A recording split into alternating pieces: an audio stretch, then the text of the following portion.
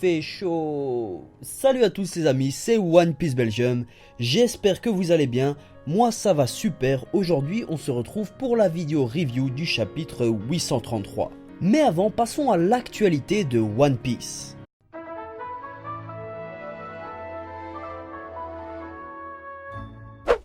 Cette semaine, deux grandes news concernant One Piece. La première, c'est que Eiichiro Oda a donné une interview concernant le futur de l'œuvre pour le One Piece Great Newspaper Volume 2. Je vous mettrai le lien de l'interview, ou du moins la traduction de l'interview, dans la description. On apprend pas mal de choses, comme par exemple le fait que One Piece est fini à 65%.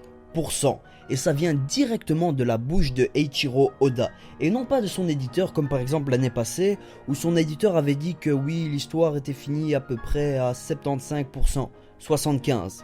Bon, maintenant ça vient directement de Oda lui-même, donc 65%. Ça laisse de nombreuses années à One Piece. J'ai fait le petit calcul, même si bon, c'est un chiffre qu'il a balancé au hasard, mais en faisant un calcul, One Piece pourrait encore durer 10 années et demie, et c'est juste fou. One Piece finirait alors en 2026, vous vous imaginez? Moi j'aurai 29 ans. Mettez votre âge en 2026 quand One Piece finira dans les commentaires si vous le souhaitez. Et attendez, il reste encore plein d'arcs dans l'œuvre à voir. Elbaf, Wano Kuni, l'arc final, la grande guerre là que Oda nous tease depuis je sais pas combien de temps, les dés, le siècle oublié, peut-être un arc sur la lune ou sur Vegapunk, bref. Mettez votre opinion sur le fait que One Piece est fini à 65% dans les commentaires. J'essaierai un peu de débattre avec vous et de voir qu'est-ce que vous attendez le plus dans l'œuvre. Et on apprend encore plein d'autres choses, comme par exemple le fait que Oda ne sait même pas encore comment Luffy va battre Kaido. Et c'est sûr, il a dit que ce ne sera pas par exemple juste parce que ses poings sont plus forts que ceux de Kaido. Non, il va vraiment se creuser la tête avec Luffy pour qu'il puisse donner un combat digne de ce nom. Enfin voilà, pour pas trop m'éterniser, j'ai mis le lien de l'interview dans la description. Passons maintenant à la deuxième news, et ça, oh, je suis trop content de vous l'annoncer. Le 30 juillet, il y aura une avant-première du film One Piece Gold à Bruxelles, à l'UJC de Brooker. Si vous voulez réserver votre place, je vais vous mettre le lien dans la description de l'UJC. C'est vraiment pas cher, c'est genre 8 € la place. Pour une avant-première, ça vaut vraiment le coup, et je serai présent. J'espère que je vous rencontrerai en masse, j'espère qu'il y aura beaucoup d'abonnés à cette avant-première. Je vous mettrai des photos de moi dans ma prochaine review, la review du 834, comme ça vous pourrez me reconnaître. Et n'hésitez pas à venir me parler, enfin je sais pas, on peut débattre de One Piece et tout ça, je serai avec des potes. Donc voilà, j'espère qu'il y aura une bonne ambiance et j'espère vous rencontrer là-bas. Voilà, c'est la fin de l'actualité de One Piece, maintenant passons à la review du chapitre 833.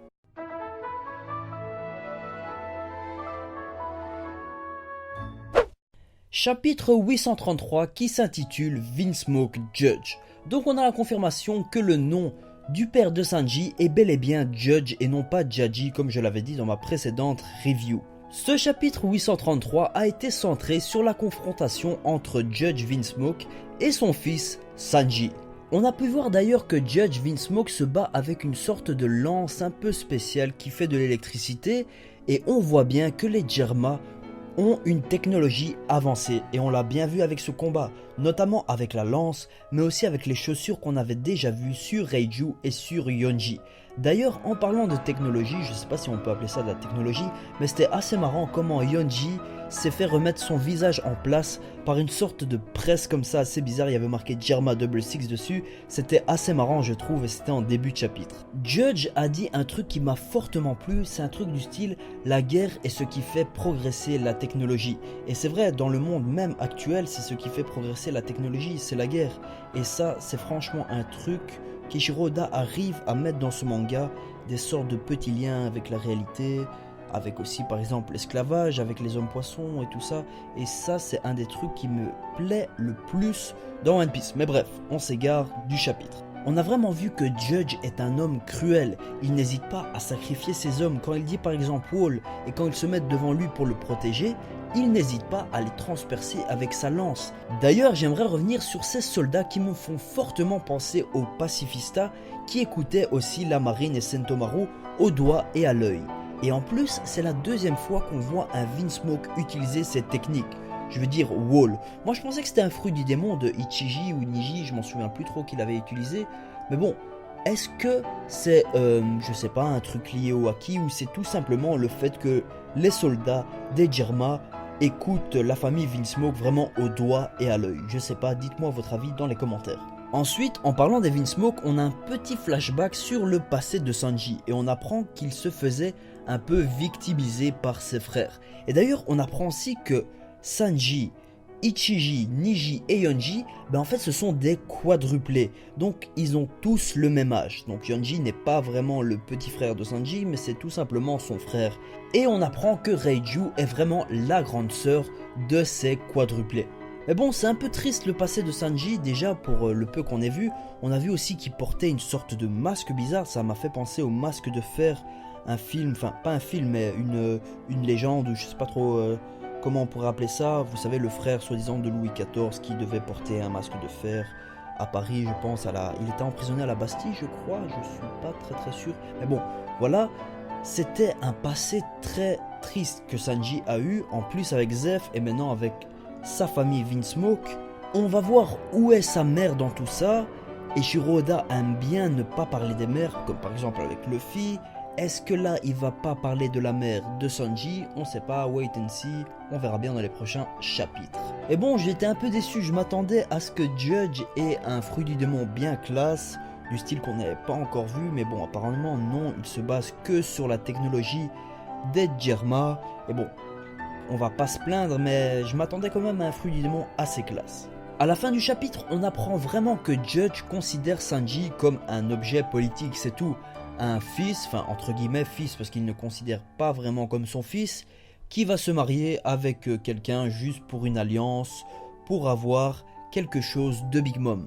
Et ce quelque chose, c'est juste l'alliance avec Big Mom, c'est tout. C'est le fait de dire que oui, on est allié avec Big Mom, la Yonko du Nouveau Monde. Et ça, c'est un argument de poids pour s'accaparer tout North Blue. Et je me demande pourquoi les Vinsmoke et les Germa Double Six veulent prendre le contrôle de tout North Blue. Qu'est-ce qu'il y a à North Blue?